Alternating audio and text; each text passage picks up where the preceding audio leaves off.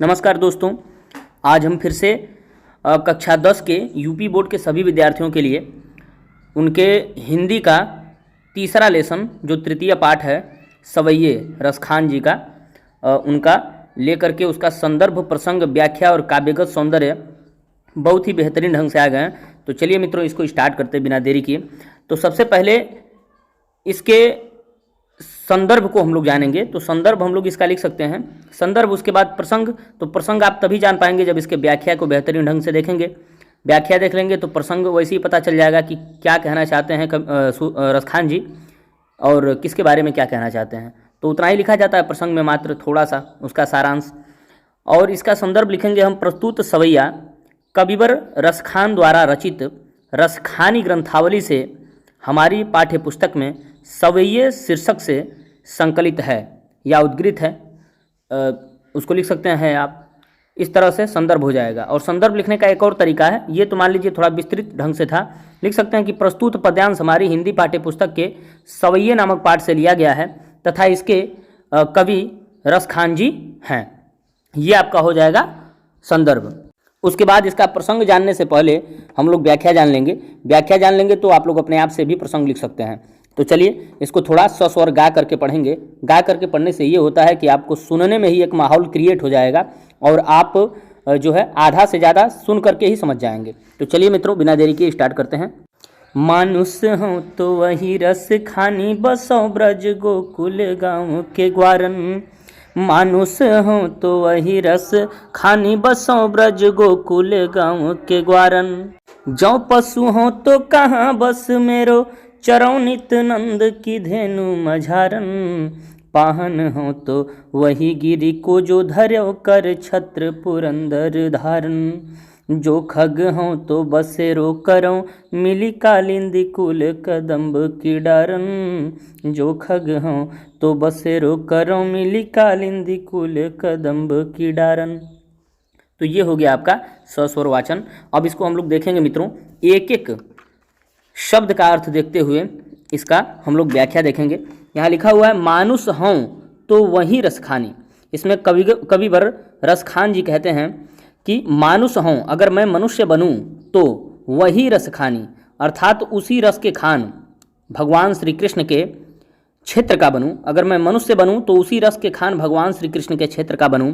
बसों ब्रज गोकुल गांव के ग्वारन। बसों यानी जहां बसते हैं, ब्रज और गोकुल, ब्रज और गोकुल के गांव के ग्वालों के बीच, ग्वारन है अर्थात ग्वालों के बीच जाकर के बसूं। अर्थात इसमें भगवान श्री कृष्ण से विनती करते हुए जो है रसखान जी कहते हैं कि अगर अगले जन्म में कभी अगर मैं मनुष्य बनूं, पुनर्जन्म अगर मेरा हो और मैं मनुष्य बनूं, तो मैं उसी रस के खान भगवान श्री कृष्ण के ब्रज तथा गोकुल के गाँवों के ग्वालों के बीच में जाकर के बसूं। ये था आपका।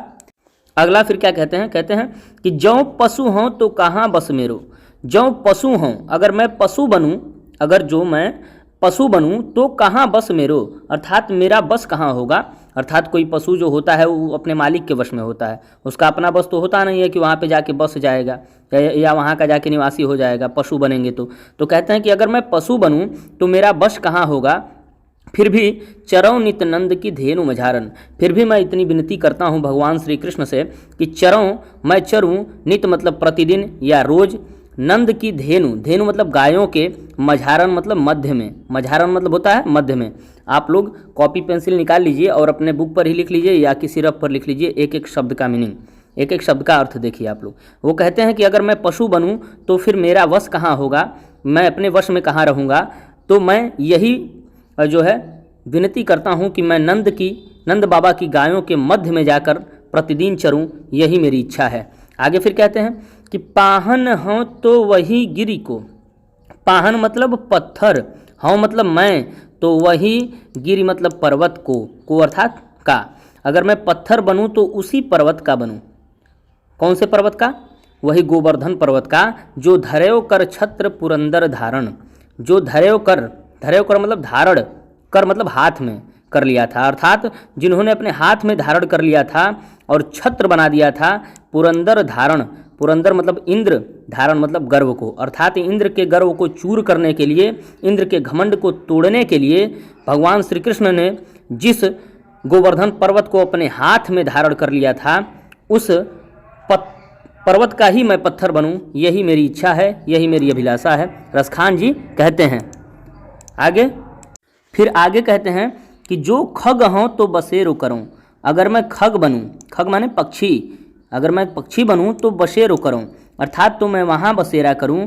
मिली कालिंदी कूल कदम्ब की डारन, कालिंदी मतलब यमुना नदी, कूल मतलब किनारा, यमुना नदी के किनारे पर जो कदम्ब की डाल हैं, अर्थात कदम के वृक्ष की जो डालियां हैं, उसमें मैं मिलकर के रहूं, उसमें शामिल होकर के रहूं, और उसी पेड़ों का, उसी वृक्षों का मैं पक्षी बनूं, यही मेरी अभिलाषा है, यही मेरी इच्छा है। अगर मित्रों आप लोग कहिए तो एक बार फिर से इसको जल्दी जल्दी 1 मिनट में इसको दोहरा देते हैं हम लोग।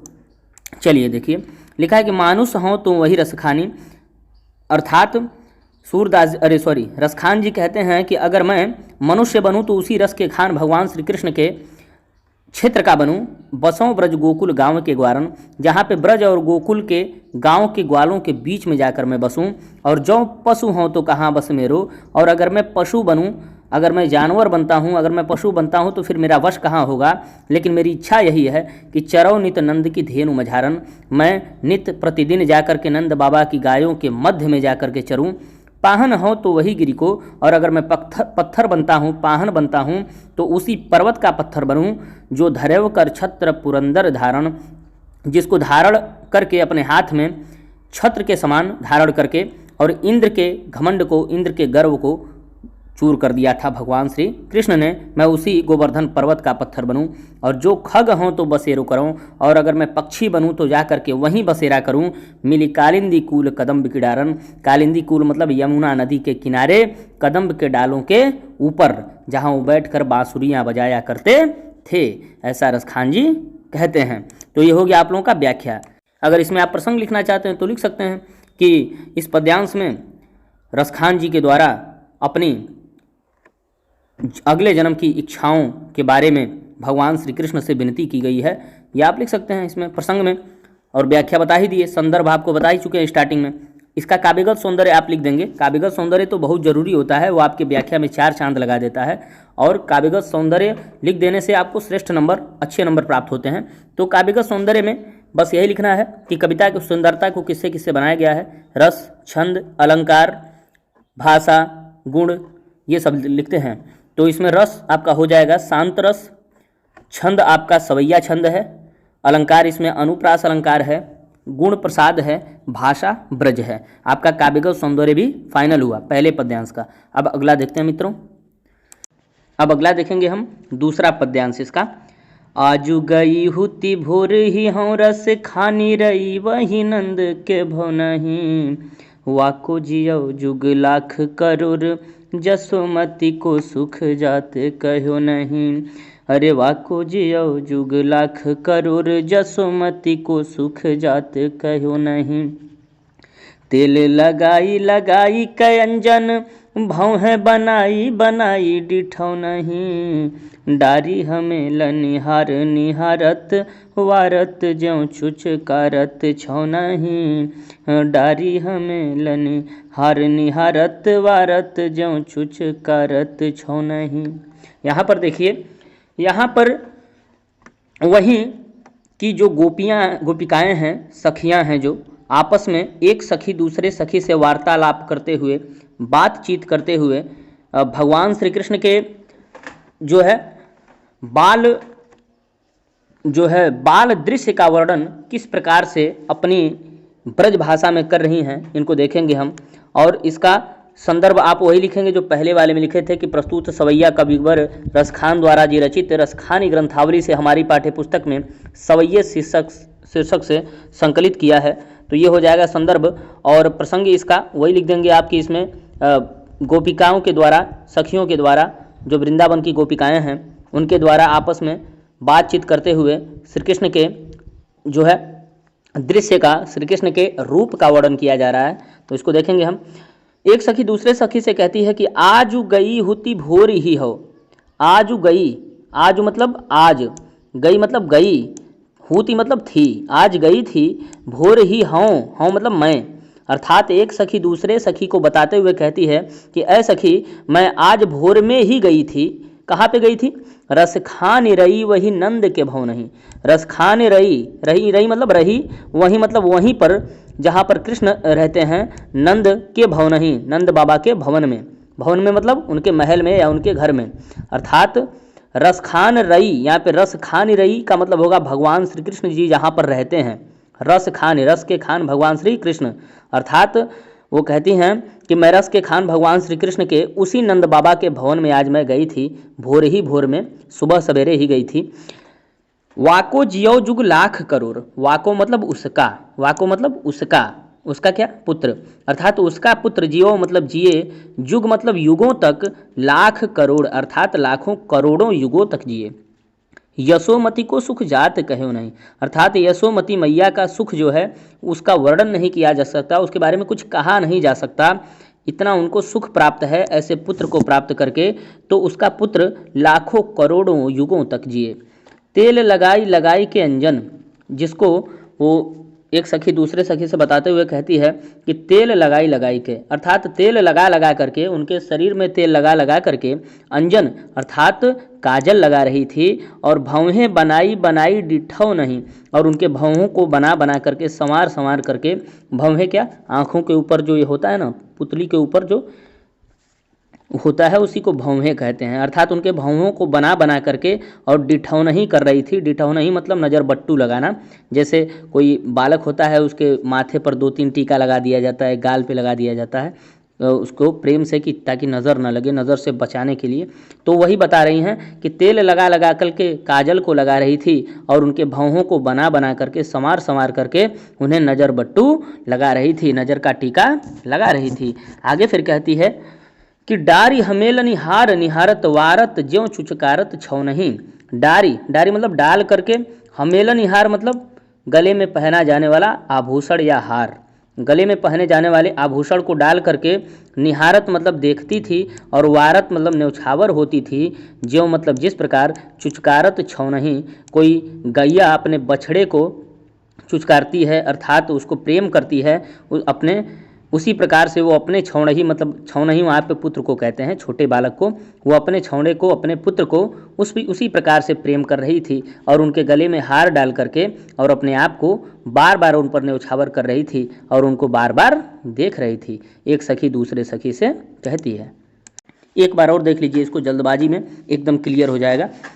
एक सखी दूसरे सखी से कहती है कि आज गई होती भोर ही हों, मैं आज भोर में ही गई थी, रस खान रही वही नंद के भवन ही, वहीं रस के खान भगवान श्री कृष्ण के भवन में, नंद बाबा के भवन में गई।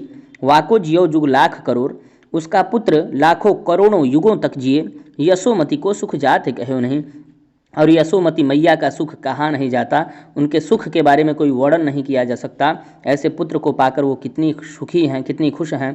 तेल लगाई लगाई के अंजन, वो उस पर तेल लगा लगा के उसको काजल लगा रही थी, अंजन मतलब काजल लगा रही थी, और भौहें बनाई बनाई डिठौ नहीं, और उनके भौहों को बना बना करके नज़र बट्टू का टीका लगा रही थी।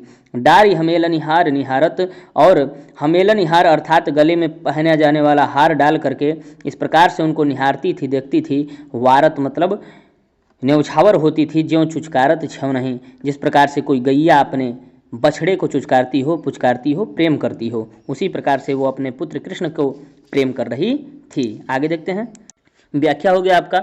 उसके बाद काव्यगत सौंदर्य इसमें आप लिखेंगे दूसरे वाले पद्यांश में, भाषा जो है ब्रज ही रहेगा। रस इसमें वात्सल्य रस है, क्योंकि इसमें माता और पुत्र के प्रेम को दर्शाया गया है, तो रस वात्सल्य रस है।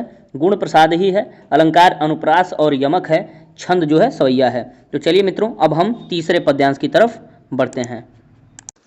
धूरी भरे अति शोभित श्याम जूत ऐसी बनी सिर सुंदर चोटी। धूरी भरे अति शोभित श्याम जूत ऐसी बनी सिर सुंदर चोटी। खेलत खात फिर अंगना पग पैजनी बाजती पीरी का छोटी।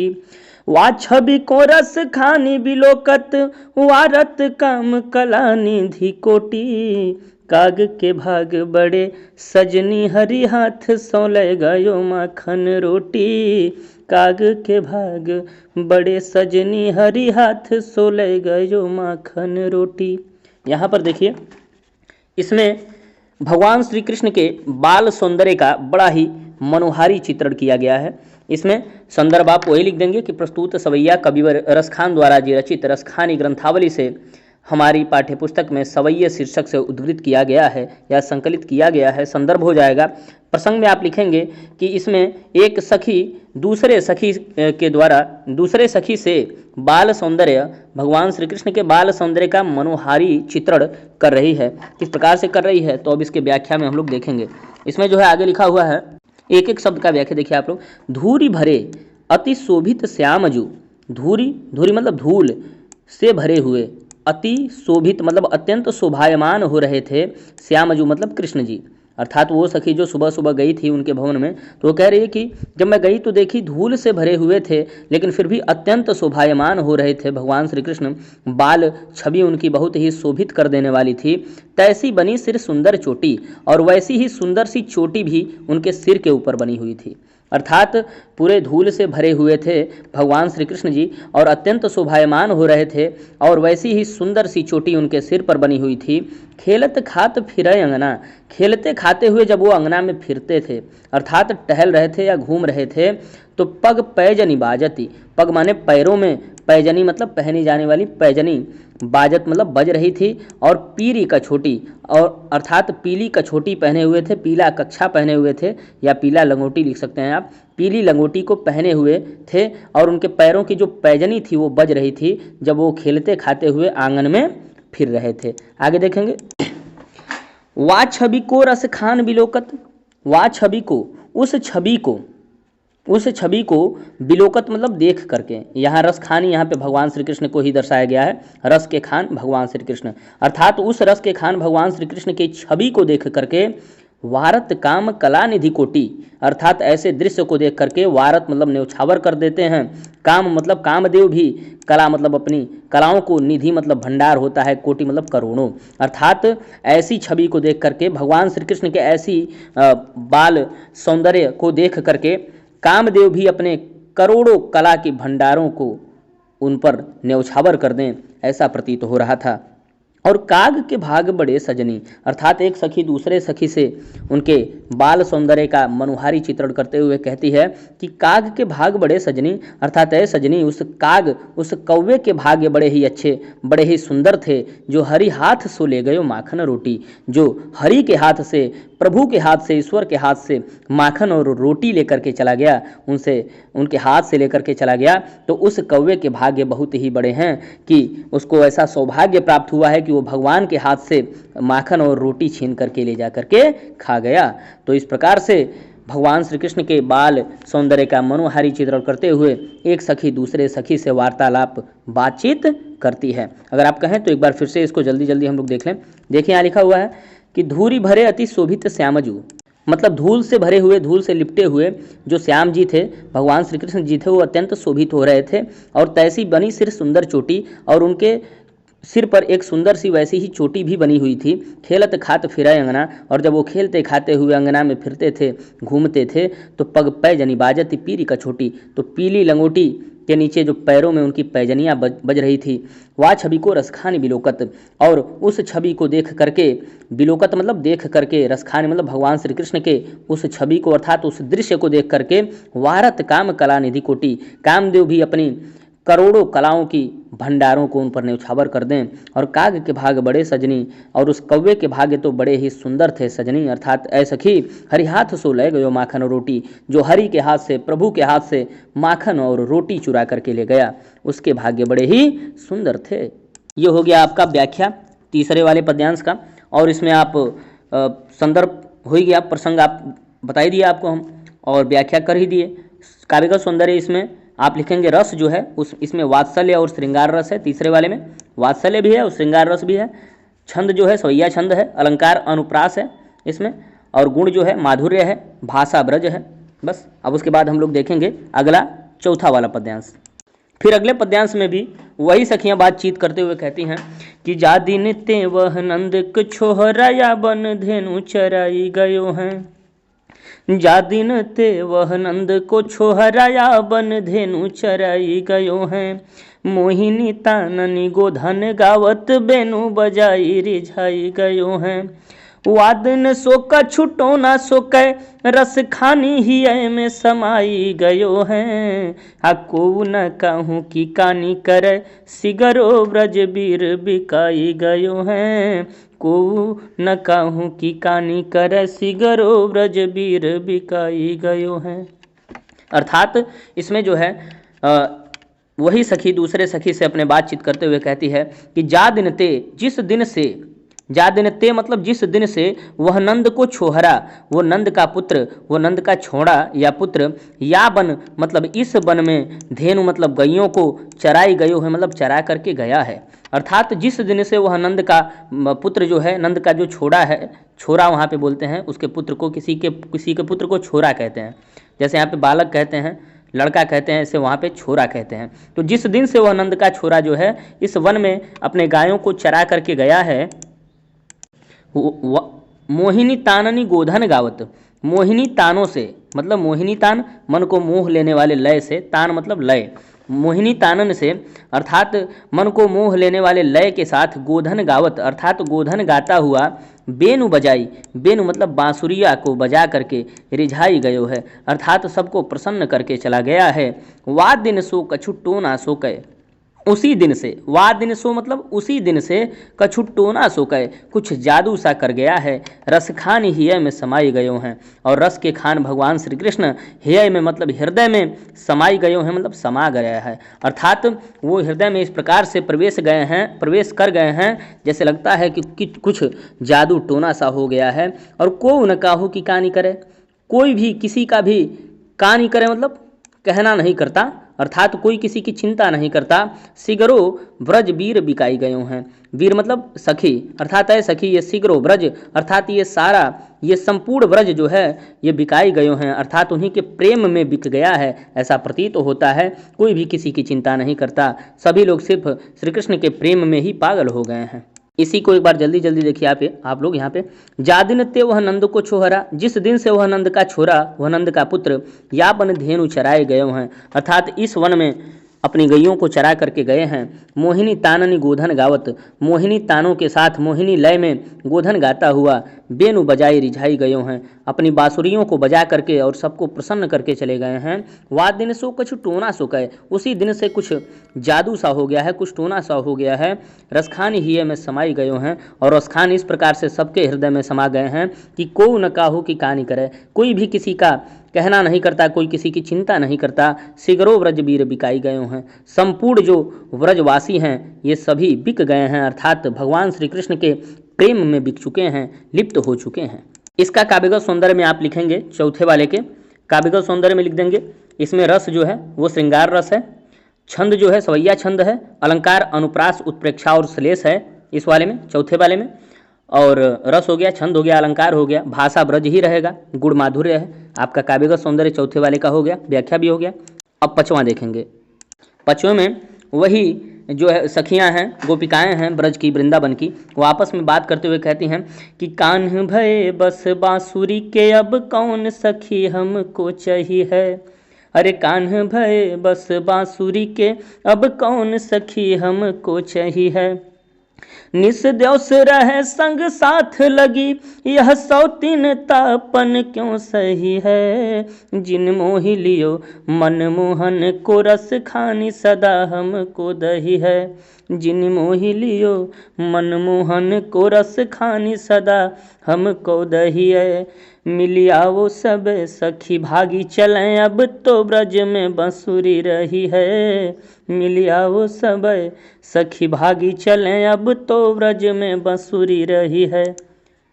बहुत ही सुंदर वर्णन जो है इसमें गोपिकाओं के द्वारा भगवान श्री कृष्ण के प्रेम में, उनके प्रेम का वर्णन किया गया है। भगवान श्री कृष्ण के प्रेम में जो है वो बांसुरी से अपने जलन को व्यक्त करती हैं, कहती हैं कि कान भये बस बांसुरी के, ऐ सखी कान, कान मतलब भगवान श्री कृष्ण, भय मतलब हो गए हैं, बस बांसुरी के अर्थात सिर्फ बांसुरी के हो गए हैं। कान्हा तो सिर्फ बांसुरी के हो गए हैं, अब कौन सखी हमको चाहिए, अर्थात है सखी अब हम लोगों को कौन चाहेगा। निस्देवस रहे संग साथ लगी। निस्देवस, यहाँ पे देखिए, निस मतलब होता है, निस मतलब क्या होता है, रात, और देवस मतलब दिन, रात दिन, यहाँ पे निस्देवस का मतलब रात दिन होगा। रात दिन रहे संग साथ लगी, अर्थात उन्हीं के साथ साथ लगी रहती है। वो जो बांसुरिया है वो भगवान श्री कृष्ण के साथ साथ दिन रात लगी रहती है। यह सौतिन तापन क्यों सही है, अर्थात यह सौतिन, हम लोग उसकी सौतन बन चुकी हैं और हम लोग उसके जलन को क्यों सहेंगे। जिन मोह लियो मनमोहन को, अर्थात जिसने मनमोहन को, अर्थात जिसने सबका मन मोह लिया है, ऐसे कृष्ण को उसने मोह लिया है, अर्थात उस बांसुरी ने मोह लिया है, अपने जाल में फंसा लिया है। रसखान सदा हमको दही है, और रसखान जी कहते हैं कि गोपिकाएं कहती हैं कि ये बात हमको सदा, सदा मतलब हमेशा, दही है मतलब जलाएगी, यह बात हम लोगों को सदा हमेशा जलाएगी कि उस मनमोहन ने जिसने सबके मन को मोह लिया, उस मनमोहन के मन को उस बांसुरिया ने मोह लिया, तो ये बात हम लोगों को सदा जलाएगी। मिलियाओ सबे सखी भाग चलें, अर्थात वो सखियाँ आपस में बातचीत करते हुए कहती हैं कि आओ सभी, आओ सखी, आओ हम सभी लोग मिल करके भाग चलें, यहाँ से कहीं भाग चलें। अब तो ब्रज में बांसुरी रही है, अब तो ब्रज में, वृंदावन में सिर्फ बांसुरिया ही रहेगी, हम लोगों का यहाँ कोई स्थान नहीं है। चलिए इसको एक बार जल्दी जल्दी हम लोग देखेंगे। जो है इसमें गोपिकाएं कहती हैं आपस में बातचीत करते हुए कि कान भय बस बांसुरी के, अर्थात कृष्ण तो सिर्फ बांसुरिया के हो गए हैं, अब कौन सखी हमको चाहिए है, अर्थात है सखी अब हम लोगों को कौन चाहेगा। निस्देवस रहे संग साथ लगी, दिन रात वो उनके ही साथ में लगी रहती है। यह सौतिन तापन क्यों सही है, हम लोग उसकी सौतन बन के इस जलन को क्यों सहेंगे। जिन मोह लियो मनमोहन को, जिसने उस मनमोहन के मन को ही मोह लिया, जिस बांसुरिया ने, रसखानी सदा हमको दही है।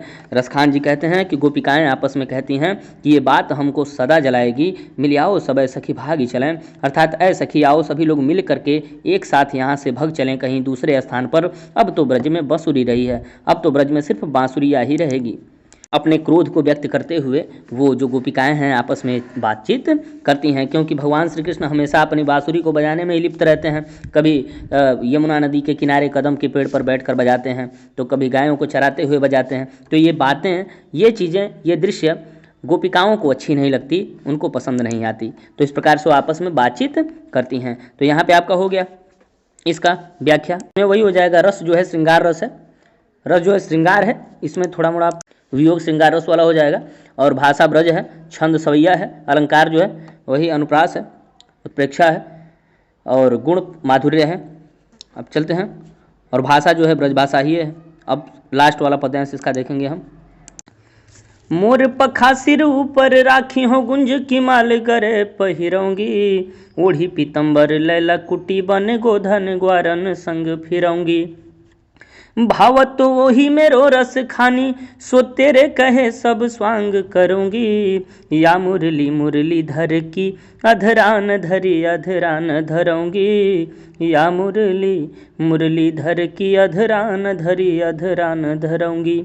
यहाँ पर देखिए, एक सखी दूसरी सखी से, अर्थात जो गोपिकाएं हैं आपस में, इसमें भी जो है बातचीत करते हुए ही कुछ वर्णन करती हैं, और वो श्री कृष्ण के प्रेम में बिल्कुल व्याकुल हो चुकी हैं। श्री कृष्ण के वियोग में गोपियाँ व्याकुल हो गई हैं, और जो है भगवान श्री कृष्ण के ही रूप को धारण करके, और जो है उनके उपस्थिति को अपने आप में एक प्रकार से संतुष्टि का भाव दिला रही हैं कि अगर वो नहीं हैं तो हम लोग ही उन्हीं का रूप धारण करके हम इस में से कोई कृष्ण बन जाए, और हम सभी लोग एक साथ जो है खेल करें, या जो भी है लीलाएँ करें, या अच्छे से जो है कृष्ण के रूप धारण करके, कृष्ण का रूप धारण करके हम ही में से कोई कृष्ण बन जाए। ऐसी गोपिकाएं आपस में बातचीत करती हैं। तो उसमें से एक सखी कहती है कि मोर पखा सिर ऊपर राखी हूँ, अर्थात मोर के पंख को सिर के ऊपर धारण रखूंगी। अर्थात जिस प्रकार से भगवान श्री कृष्ण के माथे पर, उनके सिर पर मोर का पंख सुशोभित हो रहा होता है, तो उनके मोर के पंख को मैं भी सिर के ऊपर रखूंगी, धारण करूंगी। गुंज की माल गरे पहनूंगी, अर्थात गुंजा की माला, वैजंती की माला गरे पहनाऊंगी, अर्थात गले में पहनूंगी।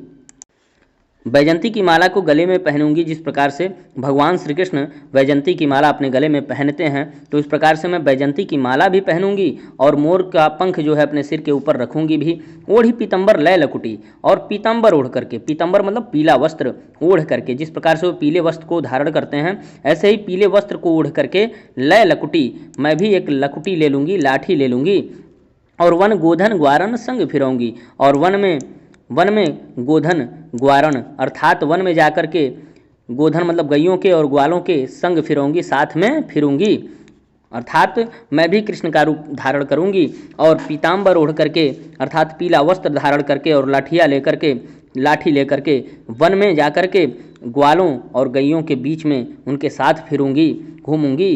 भावत वो ही मेरे रस खानी, सो तेरे कहे सब स्वांग करूंगी। अर्थात भावतो मतलब जो अच्छा लगता है वो ही मेरो रस खानी, मतलब मेरे भगवान कृष्ण, मेरे रस के खान भगवान श्री कृष्ण को जो भी अच्छा लगता है, जो भी भाता है, जो भी उनको पसंद है, सो तेरे कहे सब स्वांग करूंगी। तो ऐ सखी तेरे कहने से मैं वो सभी स्वांग करूंगी, वो सभी लीलाएं करूंगी जो कृष्ण जी करते हैं। स्वांग मतलब लीला, अर्थात मैं वो सभी स्वांग, वो सभी लीलाएं करूंगी जो कृष्ण जी करते हैं।